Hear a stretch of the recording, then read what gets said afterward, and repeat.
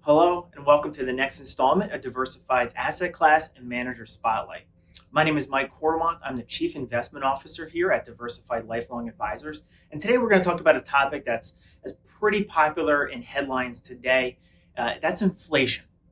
So let's jump into what inflation even is.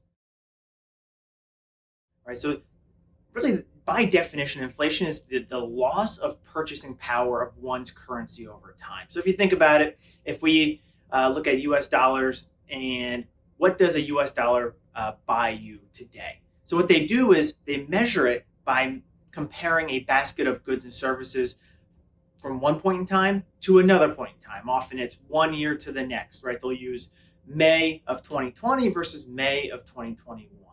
The idea being, let's see what that basket of goods and services looks like compared to one another, and see either the increase in the cost or potentially the decrease, much less frequently, but there could be a decrease in the cost of those goods and services. And that gives you an idea of year over year inflation. Now, you'll see this read in two different ways. You'll see it as headline and core inflation. So headline inflation is really everything. What core inflation does is they strip out energy and food costs. So what they find is that both of those are very volatile, and what they want to do is remove them and keep much of the core spending that consumers have to spend on in the basket of goods and services. So they want to see it in both ways. They want to see, is our energy prices and food prices driving up the inflation number, because that may not be as concerning, rather than everything else. What else is driving inflation? Now, where the Federal Reserve ties back is they have a mandate to keep low inflation. So they really have two mandates, right? It's low inflation and full employment. Full employment can be classified probably as an unemployment rate below 4%, which we saw at the beginning of 2020. If you think back, it was in the mid to low threes, which was a very, very low, very strong unemployment number. So they're trying to do two things. They're trying to maximize employment, and they're also trying to keep inflation in check. And they use their monetary tools, interest rates, asset purchases, to try to manipulate the markets and the economy to try and maximize both, depending on what is out of whack or what is the biggest concern at any given time. The Fed's target has historically been 2% inflation. Now, if you look, inflation has been very low really since the 70s. Many investors, really, especially if you're younger in their 30s, 40s, even 50s, at the end of the day, you haven't really seen crazy inflation since the 70s, right? And since the interest rates had to be driven up into the teens to help stop double-digit inflation numbers over the course of several years, over the course of really a decade. So the Federal Reserve, though, targets a 2% inflation number. And they've been a little bit more flexible with that. They came out with a new rule that allows them some flexibility with that 2% number to maybe let them get a little bit above 2%. But that's really the number you need to keep in your head, a 2% target for the Federal Reserve. Inflation does have some good properties, right? It can promote spending rather than savings, right? If inflation's picking up, if you're saving money in cash, you're just losing value of that cash that's just sitting there. So it can promote spending. Consumer spending is 70% of the US economy, so that's very important to remember. The problem is, if you have too much inflation, asset prices just go through the roof. And really shouldn't say asset prices, just goods and services. Those prices can go through the roof, and you can become less competitive globally. So, for example, if prices in the US of a certain service keep rising, something in Europe, that same service, or it could be a good, could be cheaper. And ultimately what happens is you have to import that good or service rather than buy domestically. And unfortunately, that's a net import that can be something that's hit against you from a GDP standpoint. The Fed also looks to raise rates when inflation gets too out of control. So what happens when you raise rates is really non-accommodative monetary policy, right? They're trying to constrict the flow of money. They're trying to make it harder to borrow. So by raising rates is their way to help slow a heating up economy. So that's an important effect that you have to remember. And it's important to see, like, if you see inflation rising, is wage growth also rising? Or is the average person making more money? Is inflation just rapidly rising, but we're not seeing wage growth? There may be a disconnect there. So those are the types of things we need to think about from an economic standpoint to see the viability of inflation over the long term. Where is this inflation? Things like that. From an asset price standpoint, it's important to think about, when I say asset price, I'm going to talk a little bit more about markets, right? Stocks and bonds. From a stock standpoint, if the Fed is forced to raise interest rates, without getting overly technical, stocks are valued as the discounted earnings in the future, right? That's really the true intrinsic value of a stock. If interest rates are rising and you have to start valuing a stock using higher and higher interest rates, the value comes down today, right? Because the net present value is lower because you're using higher interest rates to discount those future cash flows. So that's why you're seeing constant repricing in the markets when you're talking through inflation, and you're seeing the Fed very active, or at least at the forefront of financial headlines. But stocks historically do a good job keeping up with inflation. We have seen that over time. It's not surprising that some of the riskier assets do a better job of keeping up during inflationary periods. On the flip side, inflation is really a bond's worst enemy. If you think about it, if I lend you money and you're going to pay me 3% interest, if inflation is through the roof and goes up to, say, 10%, and the Federal Reserve is forced to raise rates, all of a sudden the market interest rate is substantially higher. I'm sitting there holding a bond that's paying me a fixed 3% interest rate. Well, the problem now becomes that's fixed, that's not adjusting, and the market is now giving you much higher interest rates. So the value of that bond that is outstanding now all of a sudden decreases. So that's why you see both stocks and bonds repricing themselves. That's why you see, with rising interest rates, bond prices dropping.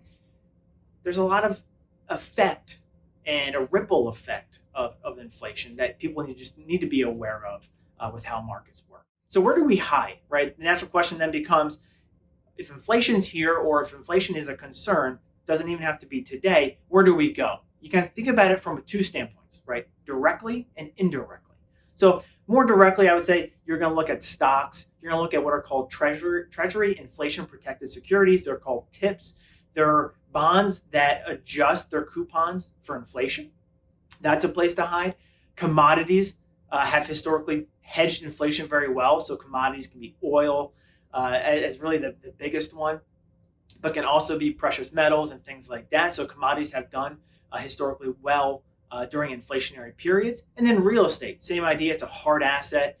Real estate, we've seen it over the last couple of years, a lot of supply and demand issues within that space. But real estate would be a place to hide directly as well. Indirectly, if you think about the environment where inflation would pick up, you're going to see GDP growth probably pretty strong, and you're also going to see potentially rising interest rates.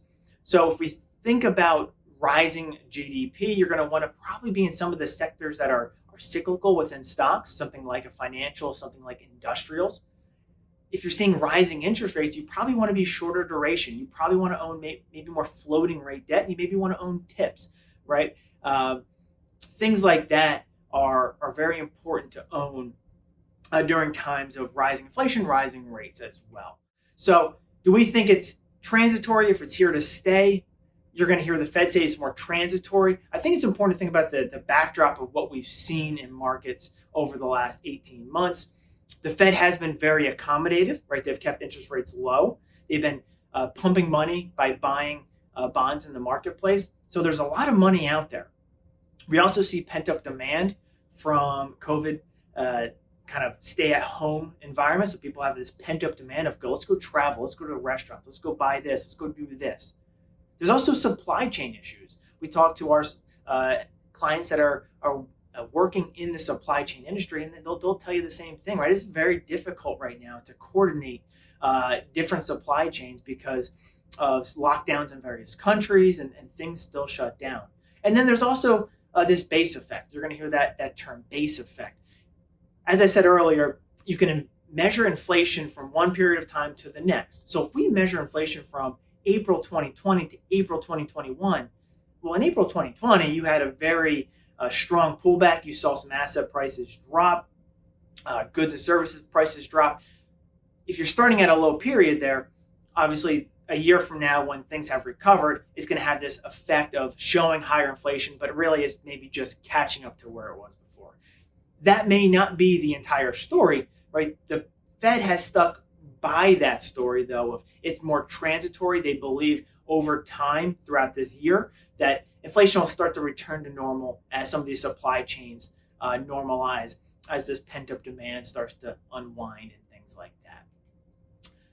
The other thing to look at from an inflationary standpoint is, where is the inflation taking place, right? And I know it's a busy chart that I put up here, but if you look at where inflation's taking place, it's in those very sensitive areas to COVID-19. So our expectation that is, if the areas that are seeing the most inflation are COVID-19 sensitive, as this thing unwinds, as things return to normal, we do expect that to normalize somewhat. There are areas that are like real estate, lumber, things like that have gone through the roof. There's things like used cars that have gone through the roof. Some of that's tied to supply chains, right? If new car manufacturing can't be done due to a limited supply of semiconductors, that can have a ripple effect. If that normalizes, used car prices would drop. We're already starting to see the lumber prices start to drop.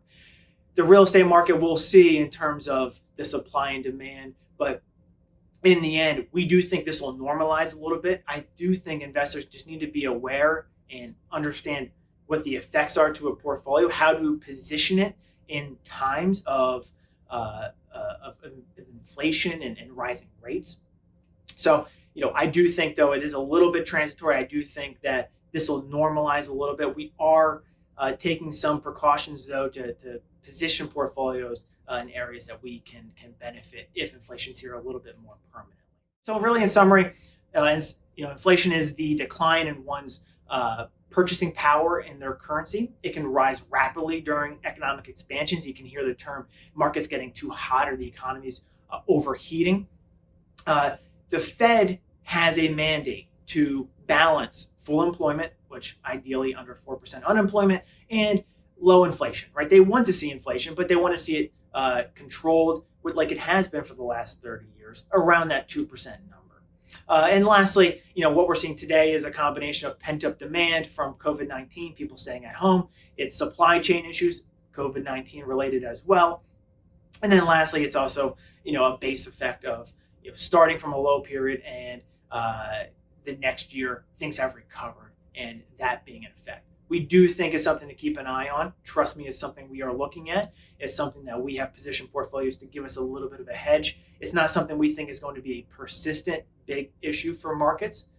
But don't be surprised if you see markets reprice themselves constantly with new news coming into play from the Fed and from consumer price index numbers as they measure them. So I hope this was a helpful, quick summary of inflation, why it's in the news today, how it affects portfolios. As always, we appreciate you hopping on here and listening to us, and we'll talk to you next month. I'm Mike Horwath, the Chief Investment Officer at Diversified. Take care. We'll talk soon.